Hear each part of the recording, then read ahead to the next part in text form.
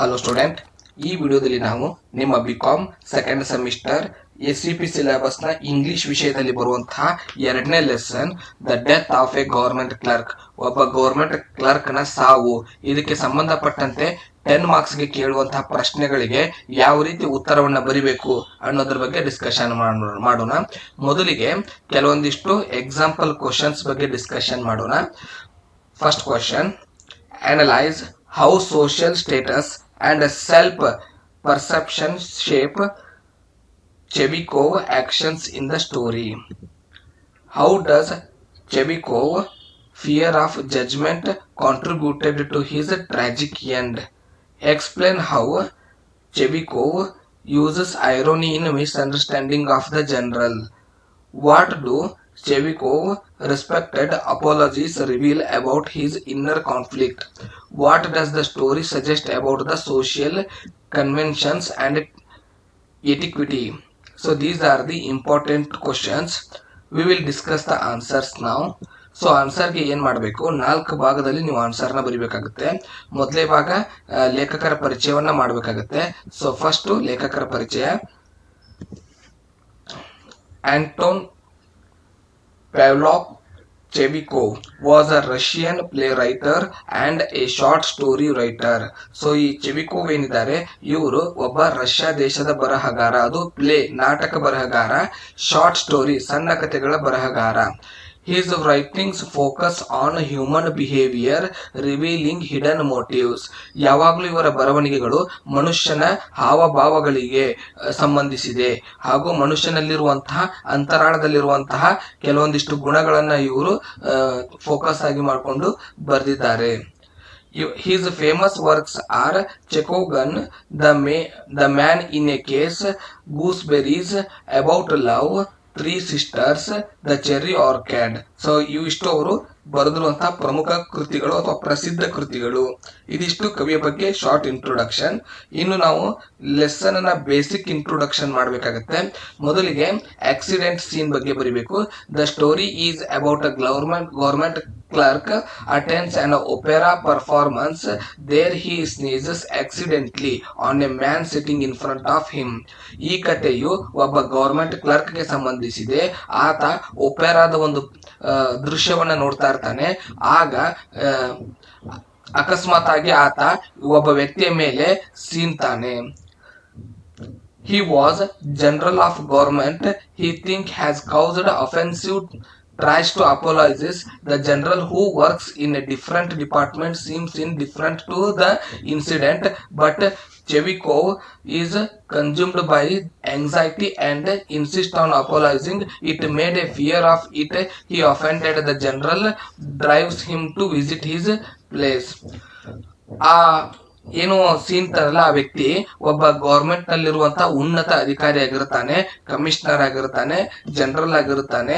So ಇವ್ನಿಗೆ ಏನ್ ಅನ್ಸಕ್ start ಆಗತ್ತಂದ್ರೆ, ನಾ ಏನೋ ಒಂದು ತಪ್ಪು ಮಾಡಿದೆ, ನನ್ನ ಕಡೆಯಿಂದ ಮಿಸ್ಟೇಕ್ ಆಗಿದೆ ಅಂತ ಅನ್ಸೋದಕ್ಕೆ ಪ್ರಾರಂಭ ಆಗಿ ಆತ ಬೇರೆ ಡಿಪಾರ್ಟ್ಮೆಂಟ್ ನ ವ್ಯಕ್ತಿ ಆಗಿದ್ರು ಕೂಡ ಈತ ವಿಭಿನ್ನವಾಗಿ ಅವನಲ್ಲಿ ಕ್ಷಮೆಯನ್ನ ಕೇಳಕ್ಕೆ ಪ್ರಾರಂಭಿಸ್ತಾನೆ. ಒಂದ್ ರೀತಿಯಾದ ಭಯ ಇವನಲ್ಲಿ ಇರುತ್ತೆ, ನಾನು ತಪ್ಪು ಮಾಡಿದ್ನಿ ಅನ್ನೋದು. ಆದ್ರಿಂದ ಇವ ನೇರವಾಗಿ ಅಲ್ಲೇ ಕ್ಷಮೆ ಕೇಳಿದಾಗ, ಕೆಲವೊಂದಿಷ್ಟು ಬಾರಿ ಕ್ಷಮೆ ಕೇಳಿದಾಗ ಅದರಿಂದ ಇವನ್ಗೆ ತೃಪ್ತಿ ಆಗೋದಿಲ್ಲ.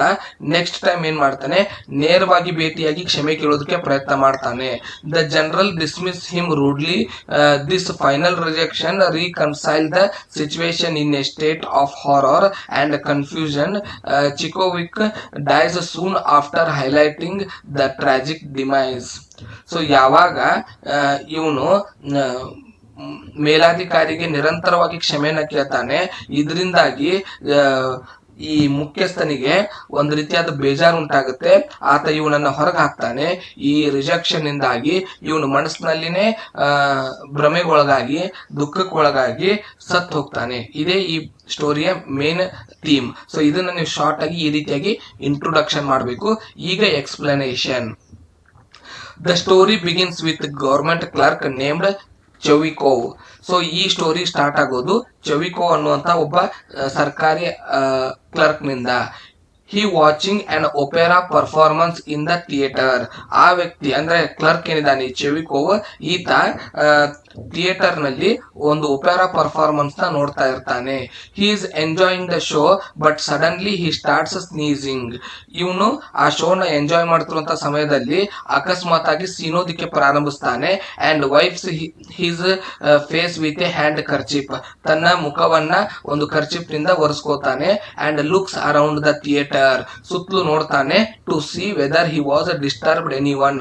ಯಾರಿಗಾದ್ರೂ ನನ್ನಿಂದ ತೊಂದರೆ ಆಯ್ತಾ ಅಂತ ಒಂದ್ ರೌಂಡ್ ಸುತ್ತ ನೋಡ್ತಾನೆ. At that time, an old gentleman near him wiping his head and neck with glove. So ತನ್ನ ಕೈಗವಸುಗಳಿಂದ ಒಬ್ಬ ಅಲ್ಲಿರುವಂತಹ ವಯಸ್ಸಾದ ವ್ಯಕ್ತಿ ತನ್ನ ಮುಖವನ್ನ, ತನ್ನ ತಲೆಯನ್ನ ಹಾಗೂ ತನ್ನ ಕುತ್ತಿಗೆ ಭಾಗವನ್ನ ಒರೆಸ್ಕೊಳ್ತಾ ಇರ್ತಾನೆ. The old man is Burjol, working as a general in a department of transport.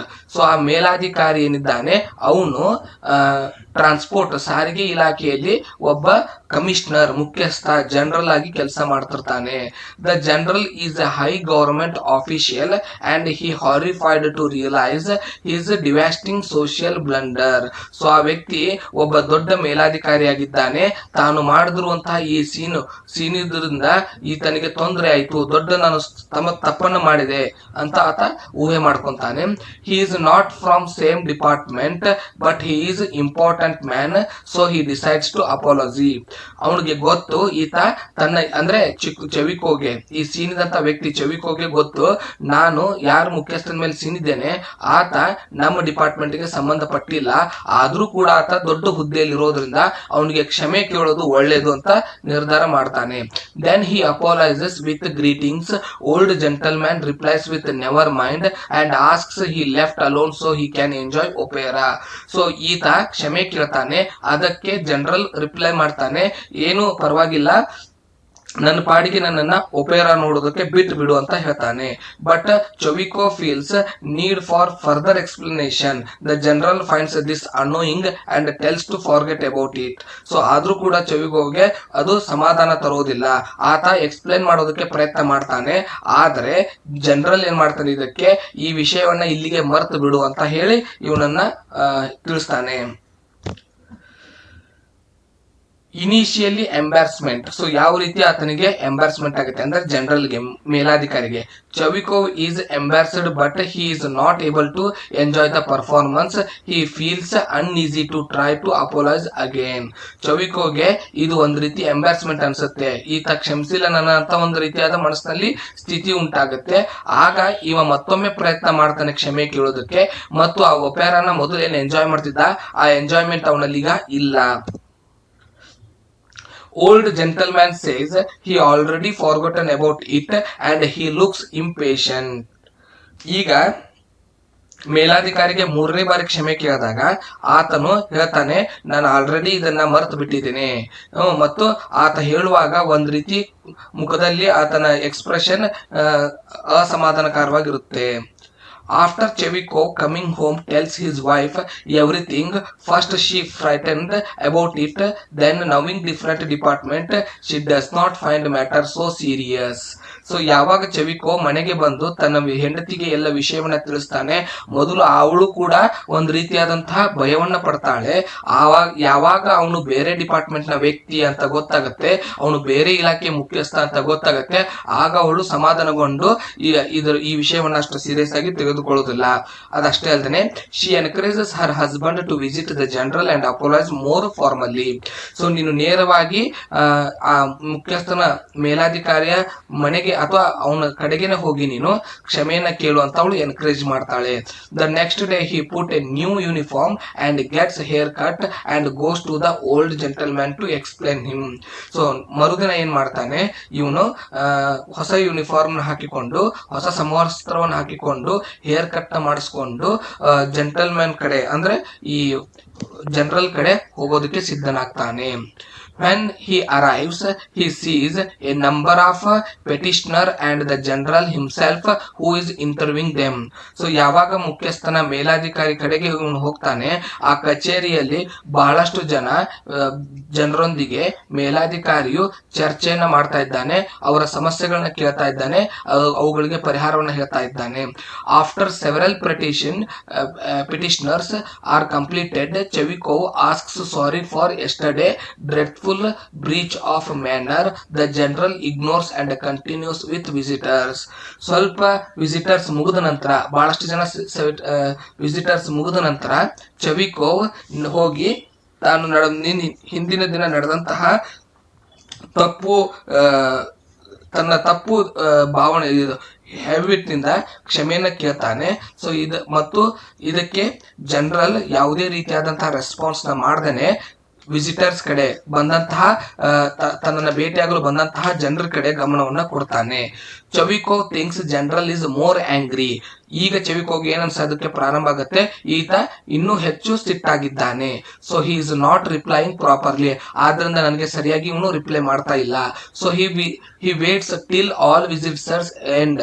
So ಎಲ್ಲಿವರೆಗೆ ಅಂದ್ರೆ ಎಲ್ಲ ವಿಸಿಟರ್ಸ್ ಬಂದಂತಹ ವ್ಯಕ್ತಿಗಳು, ಭೇಟಿಯಾಗೋದಕ್ಕೆ ಬಂದಂತಹ ವ್ಯಕ್ತಿಗಳು ಮುಗಿಯೋವರೆಗೆ ಈತ ಕಾಯ್ತಾನೆ. Later he meets general. ನಂತರದಲ್ಲಿ ಹೋಗಿ ಜನರಲ್ ನ ಭೇಟಿ ಆಗ್ತಾನೆ. The old gentleman says, are you making fun of me? And then he closes the doors leaving Chervyakov outside. So ಮತ್ತೊಮ್ಮೆ ಈತ ಕ್ಷಮೆ ಕೇಳಿದಾಗ ಜನರಲ್ಗೆ ಈಗ ಕೋಪ ಬಂದಿದೆ. ಆತ ಏನು ಮಾಡ್ತಾನೆ, ನೀನು ನನ್ನನ್ನ ಅಪಹಾಸ್ಯ ಮಾಡ್ತಾ ಇದ್ದೀಯಾ ಅಂತ ಹೇಳ್ತಾ ಇವನನ್ನ ಹೊರಗಡೆ ಹಾಕಿ ಡೋರ್ನ ಕ್ಲೋಸ್ ಮಾಡ್ಕೋತಾನೆ. Chervyakov decides don't to apologise personally. ಈಗ ಚೆವಿಕೋವ್ ಏನ್ ನಿರ್ಧಾರ ಮಾಡ್ತಾನೆ, ನಾನು ನೇರವಾಗಿ ಇವರನ್ನ ಕ್ಷಮೆ ಕೇಳಬಾರ್ದು. He should write a letter but he thinks what to say cannot find the right words. So ಒಂದು ಪತ್ರವನ್ನ ಬರೆಯೋದಕ್ಕೆ ನಿರ್ಧಾರ ಮಾಡ್ತಾನೆ, ಆದ್ರೆ ಸರಿಯಾದ ಶಬ್ದಗಳು ಏನಂತ ಕೇಳಬೇಕು ಅಂತ ತಿಳಿಲಾರ್ದೇನೆ ಮತ್ತೆ ಅದನ್ನ ರದ್ದು ಮಾಡ್ತಾನೆ. He decides to meet once again and apologise in the next visit, saying he is not making fun of him, not insulting him, just he wants to apologise for splattering to old gentleman in the opera. So ಈ ಕೊನೆಯದಾಗಿ ಇನ್ನೊಮ್ಮೆ ಭೇಟಿಯಾಗಿ ನೇರವಾಗಿ ಕ್ಷಮೆ ಕೇಳಬೇಕು. ಅದು ಅವನಿಗೆ ತಿಳಿಸ್ಬೇಕು, ನಾನು ನಿಮಗೆ ಅವಮಾನ ಮಾಡ್ತಾ ಇಲ್ಲ, ನಿಮಗೆ ಇನ್ಸಲ್ಟ್ ಮಾಡ್ತಾ ಇಲ್ಲ, ನಾನು ನಿಮಗೆ ನಿನ್ನೆ ಉಗುಳಿದ್ರ ಬಗ್ಗೆ ಕ್ಷಮೆಯನ್ನ ಕೇಳೋದಕ್ಕೆ ಬಂದಿದ್ದೇನೆ ಅಂತ ಸರಿಯಾಗಿ ತಿಳಿಸ್ಬೇಕು ಅನ್ಕೋತಾನೆ. After apology general frustrated shouts at Chervyakov, in this time the general said, leave the office. He stamps his feet and trembles in anger. So ಈ ಬಾರಿ ಕೊನೆ ಬಾರಿ ಆತ ಕ್ಷಮೆ ಕೇಳಿದಾಗ ವಿಪರೀತವಾದ ಸಿಟ್ಟಿನಿಂದ ಒಂದು ಚೆವಿಕೋವ್ನ ಹೊರಗಡೆ ಹೋಗೋದಕ್ಕೆ ಜನರಲ್ ಹೇಳ್ತಾನೆ ಮತ್ತು ತನ್ನ ಕಾಲುಗಳನ್ನ ನೆಲಕ್ಕೆ ಒದೆಯುತ್ತಾನೆ. ಇನ್ ದ ಫೈನಲ್, ಕೊನೆಯದಾಗಿ Chervyakov feels heavy burst in stomach. So ಒಂದು ರೀತಿಯಾದಂತಹ ಸಂಕಟವನ್ನ ಹೊಟ್ಟೆಯಲ್ಲಿ ಚೆವಿಕೋವ್ ಅನುಭವಿಸ್ತಾನೆ. He goes towards the home. ಮನೆ ಕಡೆಗೆ ಹೋಗೋದಕ್ಕೆ ಪ್ರಾರಂಭ ಮಾಡ್ತಾನೆ ಸೆನ್ಸ್ಲೆಸ್ಲಿ. ಸೊ ಯಾವುದೇ ರೀತಿಯಾದಂತಹ ಅರಿವು ಅವನಿಗೆ ಇರೋದಿಲ್ಲ. He goes home no longer thinking about what he is doing. ತಾನು ಏನು ಮಾಡ್ತಾ ಇದ್ದೇನೆ ಅನ್ನೋ ಕಲ್ಪನೆನೂ ಇಲ್ಲದೆ ತನ್ನ ಮನೆ ಕಡೆಗೆ ಹೋಗೋದಕ್ಕೆ ಪ್ರಾರಂಭಿಸ್ತಾನೆ. Without taking his uniform he lies down and dies. ತನ್ನ ಯೂನಿಫಾರ್ಮ್ ನ ತೆಗಿಲಾರ್ದೇನೆ ಸೋಫಾದ ಮೇಲೆ ಹಾಗೆ ಮಲಗ್ತಾನೆ, ಮಲಗಿ ಅಲ್ಲೇ ಸತ್ತು ಹೋಗ್ತಾನೆ. ಇನ್ನು ಕನ್ಕ್ಲೂಷನ್ ಬರಿಬೇಕು.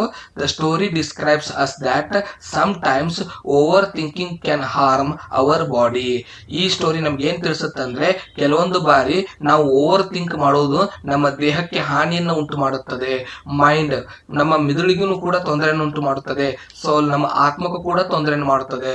There are somethings in the world. ಕೆಲವೊಂದಿಷ್ಟು ವಿಷಯಗಳಿವೆ ಜಗತ್ತಿನಲ್ಲಿ. We should left behind without thinking. ಅವುಗಳನ್ನ ನಾವು ಯೋಚಿಸಲಾರ್ದೇನೆ ಬಿಟ್ಟು ಬಿಡಬೇಕು. About it we should move on. ಅವುಗಳ ಬಗ್ಗೆ ಯೋಚನೆ ಮಾಡಲಾರ್ದೇನೆ ಅವುಗಳನ್ನ ಹಿಂದೆ ಬಿಟ್ಟು ನಾವು ಮುಂದೆ ಸಾಕ್ತಾ ಇರಬೇಕು. ಕೆಲವೊಂದಿಷ್ಟು ವಿಚಾರಗಳ ಕಡೆ ನಾವು ಹೆಚ್ಚು ಗಮನ ಕೊಡಬಾರ್ದು, ಓವರ್ ಥಿಂಕ್ ಮಾಡಬಾರ್ದು ಅನ್ನೋದನ್ನ ಈ ಸ್ಟೋರಿ ನಮಗೆ ತಿಳಿಸುತ್ತೆ. ಸೊ ಇದಿಷ್ಟು ನಿಮಗೆ 10 ಮಾರ್ಕ್ಸ್ ನಲ್ಲಿ ಸಿಗುವಂತಹ ಆನ್ಸರ್. ಇದಕ್ಕೆ ಸಂಬಂಧಪಟ್ಟಂತಹ PDF ನೋಟ್ಸ್ ಬೇಕಂದ್ರೆ ಡಿಸ್ಕ್ರಿಪ್ಷನ್ ಅಲ್ಲಿ ಲಿಂಕ್ ಕೊಟ್ಟಿರ್ತೀವಿ, ನೀವು ಡೌನ್ಲೋಡ್ ಮಾಡ್ಕೋಬಹುದು. ಪೂರ್ತಿ ಇಂಗ್ಲಿಷ್ ಸಿಲೆಬಸ್ ನ ನೋಟ್ಸ್ ನಿಮಗೆ ಸಿಗುತ್ತೆ. ಹಾಗೂ ಉಳಿದ ಸಬ್ಜೆಕ್ಟ್ಗಳ ಕ್ಲಾಸ್ಗಾಗಿ ನೀವು ನಮ್ಮ ಆ್ಯಪ್ನ ಡೌನ್ಲೋಡ್ ಮಾಡಿಕೊಂಡು ಕ್ಲಾಸ್ನ ಜಾಯ್ನ್ ಆಗ್ಬೋದು. ಆ್ಯಪ್ನ ಲಿಂಕ್ನ ಕೂಡ ನಾವು ಡಿಸ್ಕ್ರಿಪ್ಷನ್ ಅಲ್ಲಿ ಕೊಟ್ಟಿರ್ತೀವಿ. ನಿಮಗೆ 7 ಸಬ್ಜೆಕ್ಟ್ ಅನ್ನು ಒಳಗೊಂಡಂತಹ ಪರಿಮಳ ಪುಸ್ತಕ ಬೇಕಂದ್ರೆ ನಾವು ಡಿಸ್ಕ್ರಿಪ್ಷನ್ ಅಲ್ಲಿ ಲಿಂಕ್ ಹಾಕಿರ್ತೀವಿ. ನೀವು ಆನ್ಲೈನ್ ಮೂಲಕ ನಮಗೆ ಆರ್ಡರ್ ಮಾಡಬಹುದು. ಧನ್ಯವಾದಗಳು. ಮುಂದಿನ ತರಗತಿಯಲ್ಲಿ ಮತ್ತೊಂದು ಕ್ಲಾಸ್ನೊಂದಿಗೆ ಸಿಗೋಣ.